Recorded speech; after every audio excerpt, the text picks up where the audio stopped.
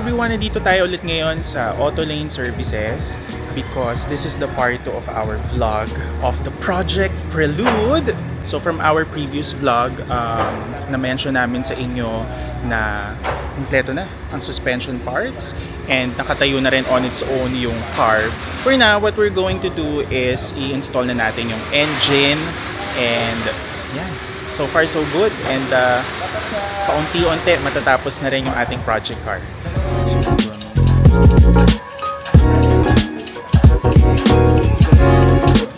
Aba, nag-skyway Foresta, Foresta rin sila.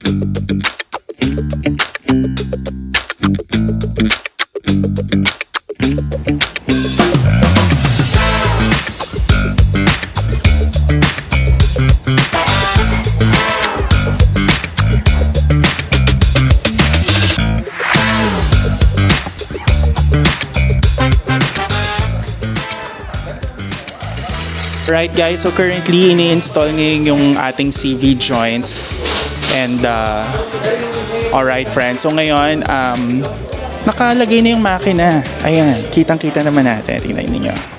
Ayan. Ngayon ang currently na ginagawa is ilalagay na yung CV axle, CV drive axle. So yan ang magpapadrive sa ating front wheels.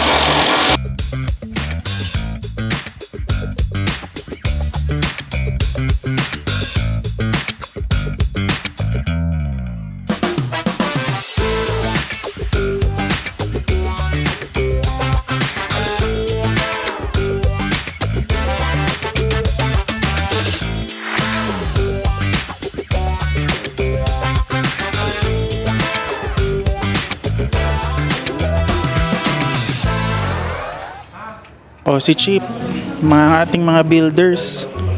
Ay po. Happy ka ba, Paps? Happy naman. Kasi, maganda magbuo ng mga ganito. Oo, masaya lang. Masaya. Happy lang. Ayan. Malamig-lamig. Ilalagay na yung compressor. Eto yung compressor. AC compressor. Tama ba, Paps? Yes, sir. Ayan. Plastic pa rin. Oo. Ayan. Unboxing. Oo. Parang ano lang sandwich lang naka-ziplock pa. Brand new. Aircon compressor, Paps. Pero dapat si aircon man yung Oo, siya ang Siya aircon man turn over. Wala ko sabi. Compressor.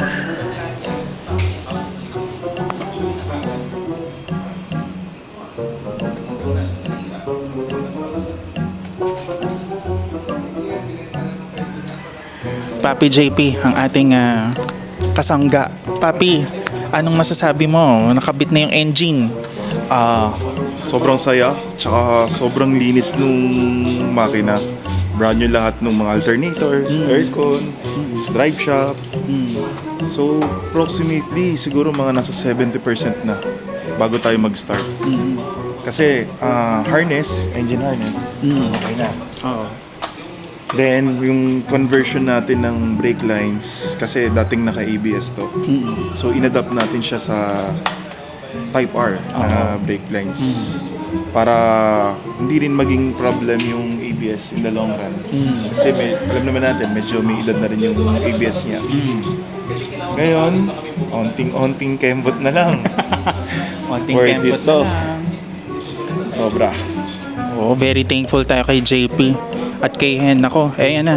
Pakita namin sa inyo yung mga wirings. Malinis talaga. Chip, Okay, Chip. Si Chip. Chip. Cheap ang ano niyan talaga. Oo. Saka ang Robin niya, si Ang- Arman. Si Arman na talagang wala ring sawa, oh. Man, Paps, hello naman. Thank you, Paps. Natin yung yung transmission. Okay. Start. Neutral. Tercera. Quinta. Yun, no? So to question, bakit nga ba ako addict sa Honda Prelude? The Honda Prelude was produced from 1978 hanggang sa i-phase out noong 2001.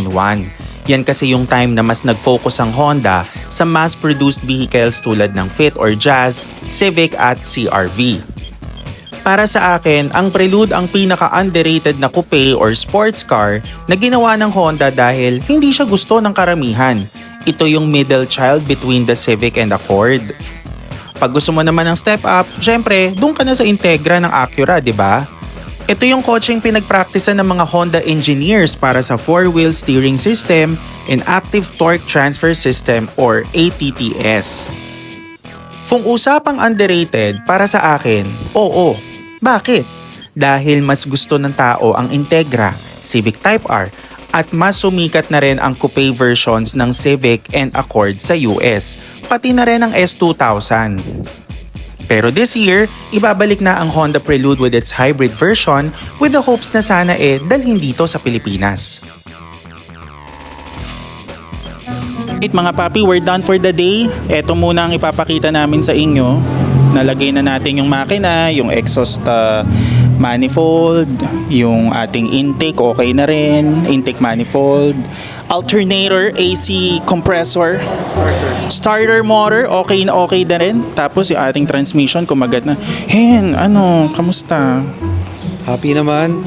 Timeline still napafollow natin. Hopefully, ang next video natin, may magandang surprise na tayo. Nako, kayo nang bahala dyan. Sabi ko naman sa inyo, kayo na ang mag-break-in. Tapos pag turnover, hatid nyo na lang ako. Convoy tayo. Eme lang. Dapat special night yung turnover Ay, sa'yo. oo. Big night yan dapat. Holiday yun dapat. Nako, mukhang Holy Week to. Eme lang. So yun po. Thank you for watching.